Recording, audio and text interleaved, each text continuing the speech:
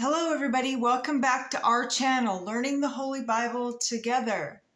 My name is Stacy, and I hope you all are having a great day today. I'm just still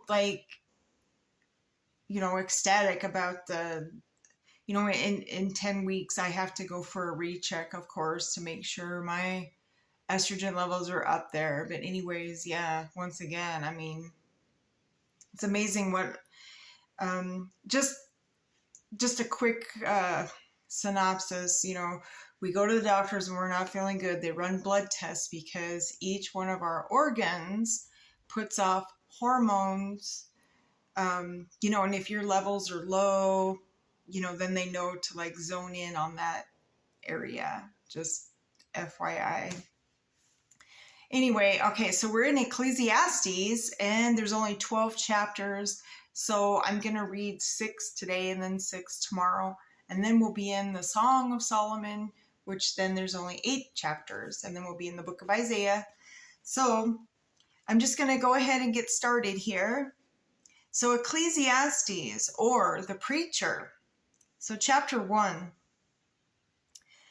The words of the preacher, the son of David, king in Jerusalem.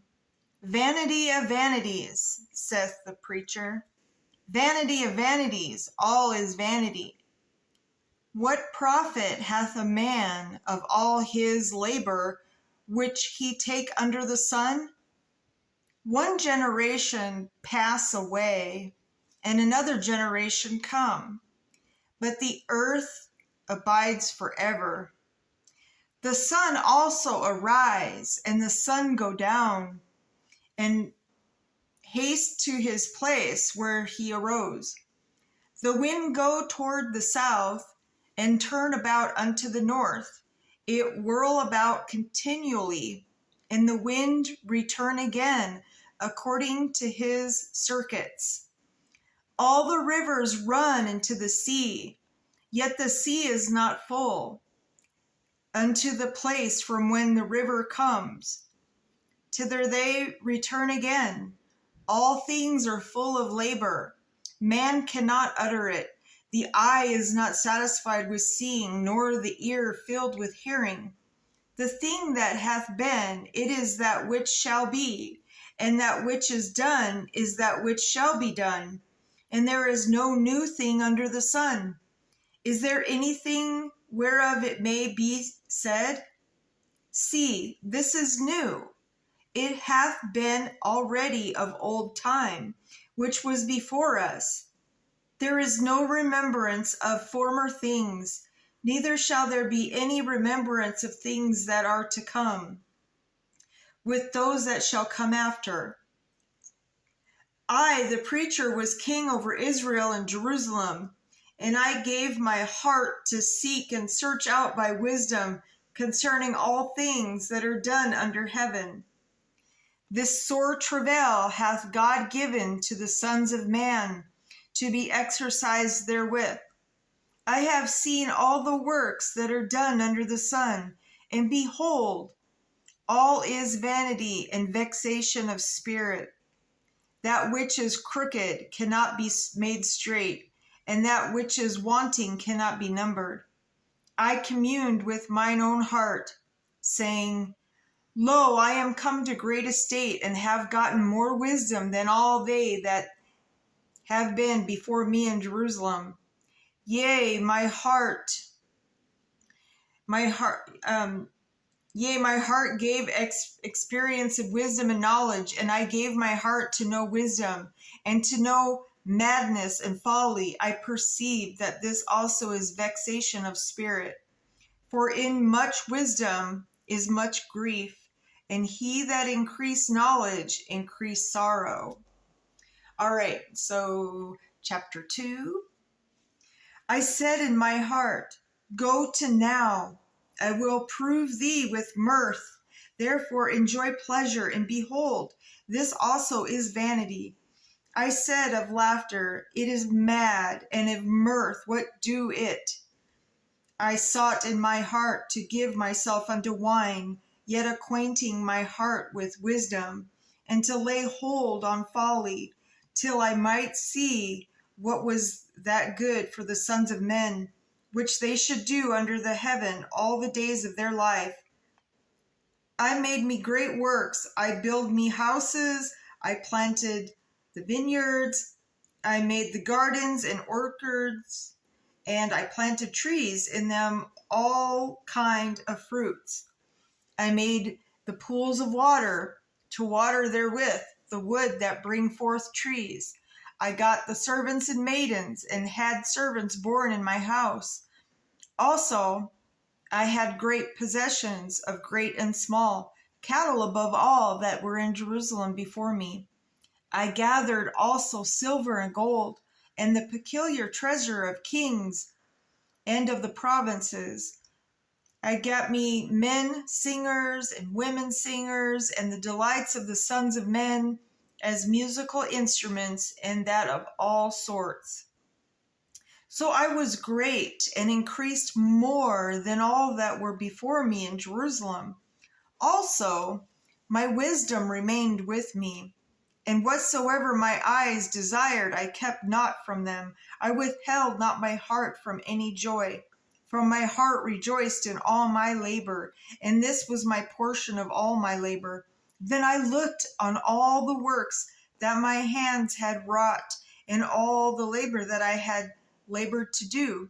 And behold, all was vanity and vexation of spirit, and there was no profit under the sun. And I turned myself to behold wisdom, and madness, and folly. For what can the man do that come after the king? Even that which hath been already done. Then I saw that wisdom excel folly, as far as light excel darkness. The wise man's eyes are in the head, but the fool walk in darkness. And I myself perceived also that one event happened to them all. Then said I in my heart, as I happened to the fool, so it happened even to me. And why was I then more wise? Then I said in my heart, that this also is vanity. For there is no remembrance of the wise more than the fool forever, seeing that which now in the days to come shall all be forgotten. And how die wise man? As the fool.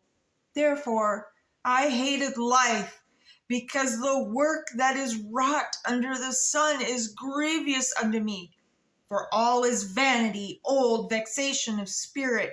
Yea, I hated all my labor which I had taken under the sun, because I should leave it unto the man that shall be after me. And who know whether he shall be a wise man or a fool? Yet shall he have rule over my labor, wherein I have labored, and wherein I have showed myself wise under the sun. This is also vanity. Therefore I went about to cause my heart to despair of all the labor which I took under the sun. For there is a man whose labor is in wisdom, and in knowledge, and in equity. Yet to a man that hath not labored, therein shall he leave it for his portion. This is also vanity and great evil. For what hath man of all his labor, and the vexation of his heart, wherein he hath labored under the sun? For all his days are sorrows, and his travail grief. Yea, his heart taketh not rest in the night. This is also vanity. There is nothing better for a man than that he should eat and drink, and that he should make his soul enjoy good in his labor. This also I saw, that it was from the hand of God. For who can eat, or who else can hasten hereunto more than I?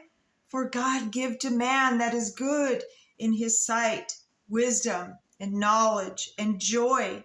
But to the sinner he give travail, to gather and to heap up, that he may give to him that is good before God. This is also vanity and vexation of spirit. Okay, chapter 3. To everything there is season, and a time to every purpose under the heaven. That's where we get this. There's a time and a place for everything. A time to be born and a time to die. A time to plant and a time to pluck up that which is planted. A time to kill and a time to heal. A time to break down and a time to build up. A time to weep and a time to laugh. A time to mourn, a time to dance. A time to cast away stones and a time to gather stones together. A time to embrace and a time to refrain from embracing. A time to get and a time to lose. A time to keep and a time to cast away. A time to rend and a time to sow. A time to keep silence and a time to speak. A time to love, a time to hate, a time of war, and a time of peace.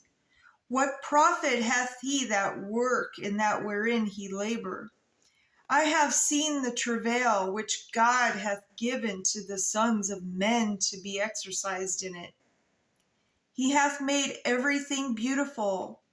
In his time also he hath set the world in their heart, so that no man can find out the work that God make from beginning to the end. I know that there is no good in them, but for a man to rejoice and to do good in his life, and also that every man should eat and drink and enjoy the good of all his labor. It is the gift of God. I know that whatsoever God do, it shall be forever. Nothing can be put to it, nor anything taken away from it. And God do it, that men should fear before him. That which hath been is now, and that which is to be hath already been. And God require that which is past. And moreover, I saw under the sun the place of judgment, that wickedness was there, and the place of righteousness, that iniquity was there. I said in my heart, God shall judge the righteous and the wicked, for there is a time there for every purpose and for every work. I said in my heart concerning the estate of the sons of men, that God might manifest them, and that they might see that they themselves are beasts. For that which befalleth the sons men befall beast, even one thing befall them. As the one die, so die the other. Yea, they have all one breath, so that a man hath no preeminence above a beast, for all is vanity. All go under one place, all are of the dust, and all turn to dust again. Who know the spirit of man that go upward, and the spirit of the beast that go downward to the earth. Wherefore I perceive that there is nothing better than the man should rejoice in his own works, for that it is a portion for who shall bring him to see what shall be after him. Okay, that was a time for everything, and then we'll read and learn about instructions for divine workshop. So we're going to jump into 4. So I returned and considered all the oppressions that are done under the sun, and behold, the tears of such as were oppressed, and they had no comforter. And on the side of their oppressors there was power, but they had no comforter. Wherefore I praise the dead which are already dead more than the living which are yet alive. Yea, better is he that both they which hath not yet been, who hath not seen the evil work that is done under the sun. Again I considered all travail and every right work, that for this is man is envied of his neighbor. This is also vanity and vexation of spirit. The fool fold his hands together and eat his own flesh. Better is a handful with quietness than both the hands full with travail, vexation of spirit. Then I returned, and I saw vanity under the sun. There is one alone, and there is not a second.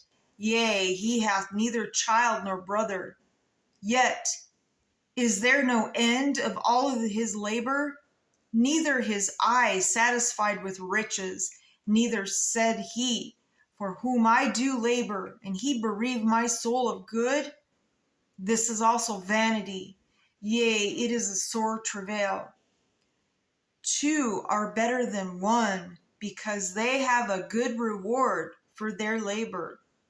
For if they fall, the one will lift up his fellow. But woe to him that is alone when he fall, for he hath no other to help him up. Again, if two lie together, then they have heat. But how can one be warm alone? And if one prevail against him, two shall withstand him, and a threefold cord is not quickly broken. Better is a poor and wise child than an old and foolish king, who will no more be admonished. For out of prison he come to reign, whereas also he that is born in his kingdom become poor. I considered all the living which walk under the sun, with the second child that shall stand up in his stead. There is no end of all the people, even of all that have been before them. They also that come after shall not rejoice in him. Surely this is also his vanity and vexation of spirit. Okay, chapter 5. Keep thy foot when thou go to the house of God, and be more ready to hear than to give the sacrifice of fools, for they consider not that they do evil. Be not rash with thy mouth, and let not thine heart be hasty to utter anything before God, for God is in heaven, and thou upon earth. Therefore let thy words be few. For a dream come through the multitude of business, and a fool's voice is known by multitude of words. When thou vowest a vow unto God, defer not to pay it, for he hath no pleasure in fools. Pay that which thou hast vowed. Better is it that thou should not vow than that thou should vow and not pay. So basically, back up what you say, Suffer not thy mouth to cause thy flesh to sin. Neither say thou before the angel that it was an error. Wherefore should God be angry at thy voice and destroy the work of thine hands? For in the multitude of dreams and many words there are also divers vanities, but fear thou God. If thou see the oppression of the poor and violent perverting of judgment and justice in a province, marvel not at the matter. For he that is higher than the highest regard, and there be higher than they. Moreover, the profit of the earth is for all. The king himself is served by the field. He that loveth silver shall not be satisfied with silver, nor he that love abundance with increase. This is also vanity. When good increase, they are increased that eat them, and what good is there to the owners thereof, saving the beholding of them with their eyes? The sleep of laboring man is sweet, whether he eat little or much, but the abundance of the rich will not suffer him to sleep. There is sore evil, which I have seen under the sun, namely riches kept for the owners thereof their hurt. But those riches perish by evil. Travail, and he begotten a son, that there's nothing in his hand. As he came forth of his mother's womb, naked shall he return, to go as he came, and shall take nothing of his labor which he may carry away in his hand. And this is also a sore evil that is in the points as he came, so shall he go. And what profit he that hath labored for the wind? All his days also he eateth in darkness, and he hath much sorrow and wrath with his sickness. Behold, that which I have seen, it is good and comely for one to eat and to drink, and to enjoy the good of all his labor, that he take under the sun all the days of his life, which God give him, for it is his portion. Every man also to whom God hath given riches and wealth, and hath given him power to eat thereof, and to take his portion, and to rejoice in his labor. This is the gift of God. For he shall not much remember the days of his life, because God answered him in the joy of his heart. Yes. So, I always would say, we're born into this world helpless and we die helpless, and, we learn, from an infant. And then it seems like, a lot of like when I used to work, I was a nurse assistant when I was like 18. And we used to call it the pediatrics ward or the peds ward, because the Alzheimer patients, it's like they would revere back to being a baby or a child. And it was sad, but we helped them to have the best life. I mean, we just did, everything for them, and it was just amazing to work there. I just love them. And so, and it's like the root of, or the love of money is the root of all evil. And so, all right, let's jump into 6. There is an evil which I have seen under the sun, and it is common among men, a man to whom God hath given riches, wealth, and honor, so that he want nothing for his soul of all that he desire. Yet God give him not power to eat thereof, but a stranger eat it. This is vanity, and it is an evil. It is an evil disease. If a man begot 100 children, and live many years, so that the days of his years be many, and his soul be not filled with good, and also that he have no burial, I say that an untimely birth is better than he. For he come in with vanity, and depart in darkness, and his name shall be covered with darkness. Moreover, he hath not seen the sun, nor known anything. This hath more rest than the other. Yea, though he lived 1,000 years, twice told, yet hath he seen no good. Do not all go to one place? All the labor of man is for his mouth, and yet the appetite is not filled. For what hath the wise more than the fool? What hath the poor that know to walk before the living? Better is the sight of the eyes than the wandering of the desire. This is also vanity and vexation of spirit.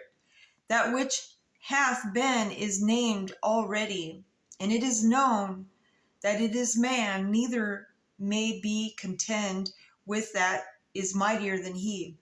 Seeing there be many things that increase vanity, what is man the better?